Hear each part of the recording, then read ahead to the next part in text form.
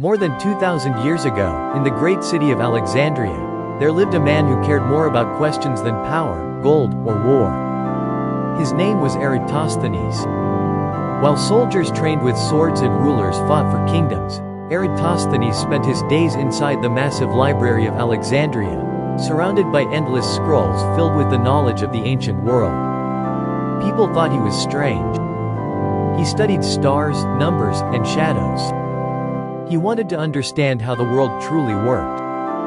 One day, travelers arrived from a city far to the south called Syene. They spoke of something unusual. At noon during the hottest day of summer, they said, the sun stood directly overhead. Wells filled completely with sunlight. Pillars cast no shadow at all. Most people ignored the story. But Eratosthenes could not stop thinking about it. Because at that same exact moment in Alexandria, objects still cast shadows. That made no sense to him. Late into the night, surrounded by maps and scrolls, he thought about the mystery again and again. Then suddenly, it hit him. If the earth were flat, the shadows would be the same everywhere. But they weren't.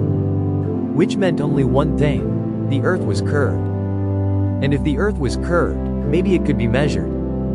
So Eratosthenes placed a stick into the ground in Alexandria and measured the angle of its shadow as the sun stood overhead in Syene. Then he calculated the distance between the two cities. Using nothing but geometry and logic, he attempted something no human had ever done before. He measured the entire planet. And somehow, he got it almost exactly right. Over 2,000 years ago. Without satellites. Without modern tools. Without electricity. Just mathematics, observation, and curiosity. But Eratosthenes didn't stop there. He mapped parts of the known world, studied the stars, and invented a system to identify prime numbers that students still learn today. At a time when many people explained the world through myths and legends, Eratosthenes searched for proof. And with nothing more than a shadow on the ground, he changed science forever.